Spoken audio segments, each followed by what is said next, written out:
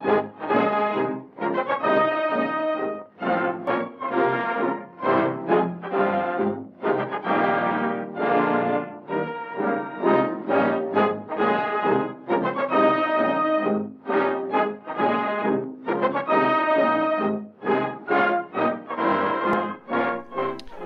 this is Turkey. Welcome back. So I thought I'd do a video on the spiral climb. It's something that a few people have asked me about when I've been streaming, so I thought I'd do a video about it. I had a look on a couple of other videos that I've searched spiral climb on YouTube, and what struck me was that a lot of people have got videos on spiral climb, but they don't really explain how to do a spiral climb. So I thought that's what we do today. Be a couple of examples afterwards as well. So first of all, I think it's important to address which planes in War Thunder can do a spiral climb and which planes in War Thunder I don't think you should try a spiral climb with. So let's have a look at that. I've got the F4 here to start with because the Messerschmitt BF-109 F4, in my opinion, is probably the best spiral climbing plane at its rank, certainly. Might even be one of the best in the game. I think the BF-109s in general are probably some of the best at spiral climbing because they retain their energy excellently. They've got a very good turn rate, although the statistics would suggest not. We'll take off the cannons for this, we don't need it. So let's start with the Americans. There are probably very few American planes that in my opinion can really perform the spiral climb. At low tier you're probably looking at planes like the F2A, Hawk I suppose could do it, but it's not got a particularly powerful engine. The Corsairs maybe, not so much though, but yeah, a little bit. Going up, things like the P-38, because the spiral climb is in arcade at least, and it's important to point out actually at this point that the spiral climb is really something you can only do in arcade. I don't really play realistic. I've dabbled, but I'm not an expert in realistic by any stretch. So the P-38 in realistic battles, the rudder is something you should use, from what I understand, very sparingly. You can use it in some planes, but not in most. And although a plane like the P-38, for example, would be an excellent plane in realistic battles, it's not so good, in my opinion, in arcade. Although some people do really well with it, I find it very difficult because it's got a very weak rudder. And because of that, the spiral climb, as you'll see, as we go into a test flight in a moment, the spiral climb is all about the rudder. Things like the P-47, definitely not. The P-63-ish. I think the King Cobra probably no. Aerocobras, yeah, I would say that you could do it in Aerocobra, and it's probably one of the few that would perform it reasonably well. As you go up in tiers, P-50, the higher level P-51s, again maybe a little bit, but not unless you've got a big energy advantage. FAF I've not really tested, but I'm thinking that it probably could because it's got a very good engine, but I'm not so sure on that. As we discussed, the Germans, everything in the 109 line pretty much. Things like, where is it? This one, the little HE 112s, they can do it. They can do it pretty successfully. They're surprisingly good planes, these. They're surprisingly good. The Focke-Wulfs definitely not, and pretty much the BF-109s. Now forgive me if I miss some out. Similar with the Russians, some of the higher tier Yaks can, the higher rank Yaks can, but not the lower ones. They can do it a bit. They're very good turning, but they don't have very strong engines. MiGs not so much. I'm thinking, I haven't flown these planes too much. I fly the I-185 quite a lot. That's pretty good. That can do it. That can do it. Again, not as well as the Messerschmitts can, but it can do it. LA5s all the way up to the LA7. Yep, a bit, but not again as well as the Messerschmitts can. I think that's probably it for Russians. British.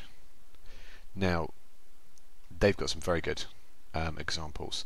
This little gem here, which I did a review on before. Jesus Christ, can this do the spiral climb ridiculously well.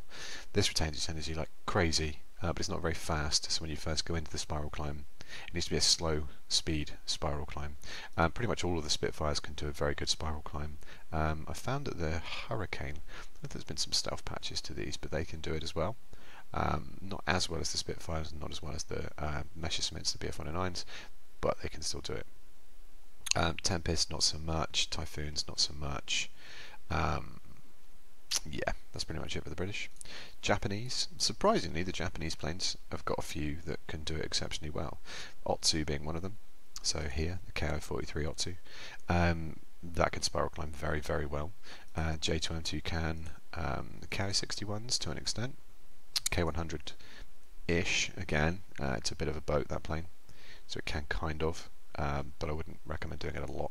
It can out-spiral climb a lot of planes, but you'd have to know the plane you're coming up against, and that is part of the key, which I'll come to in a bit, but it's part of the key of doing the spiral climb. Some of the higher zeros, so the A6s can, not so much the lower tier ones. They haven't got very good engines, but I've seen quite a lot of people. I don't use these as much, but I've seen quite a lot of people keep up with me in a spiral climb when I'm doing it. A7M2 I'm still spading, so I don't really know about this one. This is a plane I'm very interested in. I would assume yes, but again I think it would fall into the category of pretty good, but not the best. The Italians, no, just no, for all of them, with the exception of this plane which I'm trying to get here, which I'm told is basically a BF-109. And I haven't gone further than that with the Italians. So Italians, no. Straight line boom and zooming in the Italians, pretty much. Right, so now that we've addressed that, we'll go back to the 109 F4 and we'll go into a test flight, and I'll see you there in a moment. Okay, welcome back. So here we are. Now, I suppose it's important to talk about a couple of things before we get into this. Let's blow some smoke as well, because you better see what I'm doing.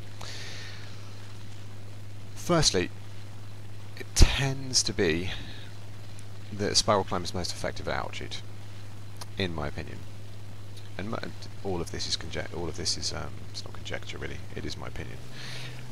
All of this is my opinion with spiral climbs. Now, I've come up to about 2,000 because that's a common height to be at. It's a common height to engage at. Not so much if you're in the enemy's side of whichever particular map you might find yourself in, but certainly generally, I think between sort of 2,000, 3,000 is where you might find yourself doing this. Not necessarily something I'd recommend doing if you're near the enemy's spawn or anywhere near it, anywhere near this enemy side of the map, because the spiral climb, although an excellent defensive maneuver, and you can set people up with it, also bleeds your own speed and can leave you very vulnerable to getting shot down, so keep that in mind. So the point of me doing it at this altitude is there's two variants really. I'd say there's a two-ish thousand up to about 4, maybe even 5,000. It's not that often that a game will go that high. You'll spiral climb defensively from this kind of position where you might be taking a slow, gradual incline dive towards your opponent. You might break off into some kind of, that was terrible, into some kind of roll like this, and then you'll end up in a situation where you end up into a spiral climb. Now, habit forming. I always spiral climb this way, left to right. It's just a habit. It's just a habit. So you can see, because I've got the keyboard lit up, I made it a bit bigger so it was easier to see exactly what I'm doing. Now, it's not necessarily a flat motion. Now, what you'll find when you first start trying this is you'll end up with lots of speed trying to go into a spiral climb, and you'll do kind of what I did to start with. You'll go up and you'll press the rudder and you'll try and go up, and then before you know it your plane's turning over and you're kind of in this position. Now, it's important that you, like this is probably what you end up doing to start with, like this kind of an idea. Now, it's all about the corrections. So you've got your roll with W or D. So it's all about the correction. Let me try and set it up again. It's all about the correction, and a spiral climb is a fairly low speed climb. It doesn't have to be fast. So if you go into it fast, what often happens is you'll either roll over, or you'll end up in too steep a spiral climb, and you'll end up in this kind of situation. You'll start losing the camera, and your plane will start doing all this business. I was thinking about this before I did the video, and the best way that I could describe it, because it's very difficult, because it's a lot about feel, is you're using your rudder a lot, and you're using your elevator quite a lot. Elevators quite a lot. And think of it this way. Think about it, your speed being like a wave, and you're on the crest of the wave. So you want to be at the top of the wave the whole time round. You don't ever want to get into a situation where you're rolling over and losing the top of the wave, or where you're climbing up too much and going back down too far the other side of the wave, because you end up in this business. And this is very much how you get shot down. Now there is a time when this can be useful, that those kind of maneuvers can be useful, but not if you're trying to spiral climb. Right, so let's actually do a proper spiral climb. So let's say we've gone into a shallow dive. I'll try and do it the other way, but I find it hard to do it the other way. Right to left I find harder. So you've gone into a shallow dive, you've pulled up to manoeuvre away from your opponent, they've turned, they're climbing up after you, and then you go into the spiral climb. You might belly over a little bit to start with, it's fine. The spiral climb is going to be tight and steep to start with, and then eventually it will flatten out. So you're using your rudder, and you're using, what would it be, D in this case, to straighten yourself out. And you just keep on going round, and you should have a nice tight turn that keeps on going and going and going. Now to complete, this is also something that didn't seem to be talked about very much in the videos that I watched. To complete, once you're convinced that your opponent, which you're looking at beneath you, he's beneath you somewhere here, to complete the climbing spiral and get guns on the target, a wing over is normally what you'd end up doing, which is this, where you just let the climbing spiral roll out, and then you try and time your opponent, who's hopefully down in this vicinity somewhere, and then you fire on them. And that's how most climbing spirals end. In the most part. Sometimes you'll end up in a situation where your opponent's completely flattened out in front of you on the horizon line, or just above or beneath, and then you'll shoot at them here. But most of the time you'll climb up, the spiral climb will continue, and then you will wing over something like this all the way, and you'll take the spiral climb all the way, because you're then the one with the energy advantage, and then you finish your opponent. I hope that's a clear enough explanation. What I'll do next is we'll try and take it into some games. I'll try and give you some examples of how it looks in a game. Almost forgot actually. Let's dive back down. I'll just talk about this actually, because I appreciate this is going on for a little bit. So when you're at low altitude, it's a different kettle of fish, and this is, I think, where people get confused, because if you're diving down from like your spawn climb, for example, so you've climbed up and you're diving back down, and you're trying to do some form of a boom and zoom, and you see your opponent and you're going to shoot at your opponent. We use one of these ground targets as an example. So you shoot at your opponents like this, and then suddenly you see something in front of you, and maybe you turn again and you're trying to do some weird maneuver, and then the person's beneath you, so you go into a spiral climb. It's even more likely in this situation that you're going to roll your plane over, or end up just skying your plane like this. It's even more likely, and it's also something to consider as well, is most planes in arcade have a considerably better performance at low altitude.